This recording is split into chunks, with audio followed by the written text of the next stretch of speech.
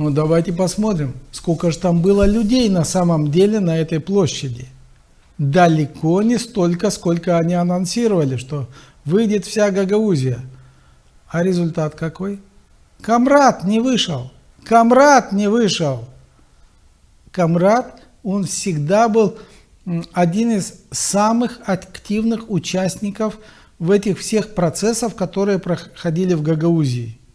Я неоднократно был участником всевозможных митингов и выступал там, и даже это самое присутствует. И хочу вам сказать следующее.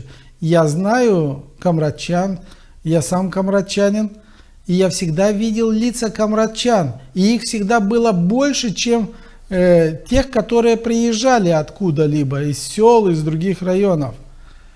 В данном случае я лиц камрадчан, можно сказать, почти не видел.